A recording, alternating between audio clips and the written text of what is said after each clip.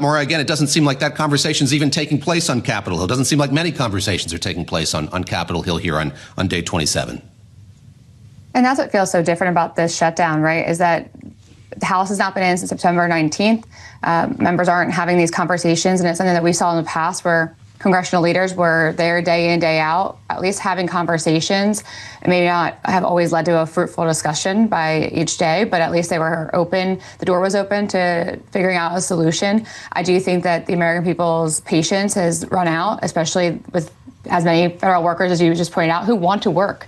And when I think from a Republican messaging standpoint, these are people who want to go back to work, who we're going to be paying regardless of the fact that they're in work right now. So we're really wasting money essentially for people who want to be in their jobs, doing their work, but they can't because the government is still shut down. And I would have to agree that the point was made. I do think that Senator Thune, and you're now even hearing some reports that Johnson is open to figuring out what a solution would look like. But I do think that it can't be done right now when the government is still shut down. And it's just dragged on a little bit too long. And I don't know that Democrats, they never really had a plan on how to get out of it, which is really problematic because now they have to essentially just say that the last 27 days was just to prove a point. That's not a great messaging tactic going into the midterms.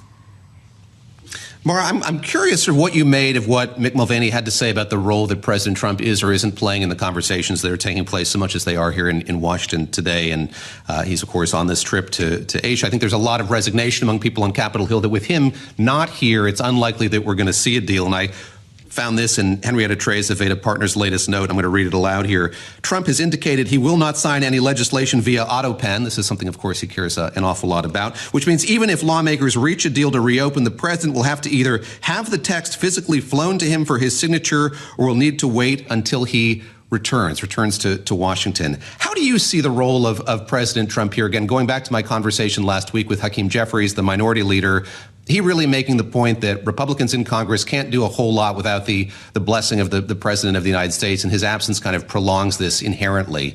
Do you agree with that, or do you agree with Mick Mulvaney, who says his absence, him being overseas, really doesn't affect the conversations that aren't taking place right now? I think logistically speaking, you're right in terms of it could create a problem if Senator Thune was able to get Democrats in the Senate to pass something that he passed the bill that he's been trying to, and then that creates a logistical kind of situation about President Trump signing that into law. But I would say he can do a lot as far as pressuring or calling members of Congress and saying, maybe the House should get back to work, and how do we do that? He can make a phone call, or, a conversation with Schumer and Jeffries and Thune and Johnson and spearhead that conversation, put a little more pressure on them. But I think right now, again, a lot of this does come down to Senator John Thune is working the will of the Senate, trying to get his colleagues to understand that he is open to having a vote on the subsidies and recognizing that this is an issue that needs to be addressed because it impacts millions of Americans and not just Republicans, not just Democrats. But I think that the president is really focused on his own agenda, especially in the foreign policy realm right now. And unfortunately, this is not the top of his priority list, although, it probably should be.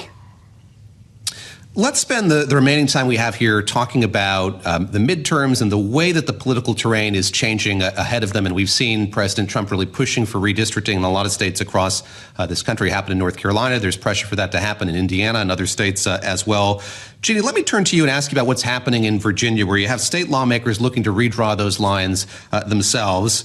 Democrats kind of respond in kind here to counter those moves by Republicans. What do you make of what's happening in Virginia? It's novel. The session's still open, so they're able to do this or at least push for it. But what do you make of kind of the broader fight that we're seeing play out here when it comes to where the lines are drawn, literally, when it comes to the political terrain in this country? Yeah, I think Gavin Newsom described it months ago when this started in Texas and then California picked it up as a break the glass moment. And I think that's what you're seeing here. There's some reluctance on the Democratic side to engage in these mid-decade redistricting proposals. But the reality is they feel if they don't meet the GOP on this, that they are going to lose. I think one important aspect of this is to take a step back. You can draw all the districts you want. It still doesn't ensure you are going to win. You still need campaigns. You still need candidates. You still need issues on the local state level that matter. So I think there's sort of this idea floating since we've been talking about from Texas on that redistricting is some kind of panacea. It is not. There's no guarantee that somebody wins when you redistrict. So on both sides, they are taking a chance here. And I think the big losers here are the American public. We already have a terribly gerrymandered House. That's why it's so close.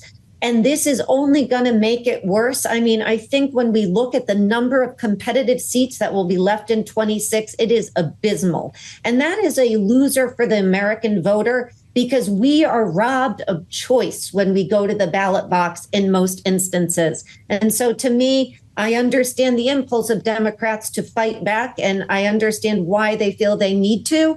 But from both sides, this is another losing thing that voters are going to feel, and Americans and anybody who loves democracy.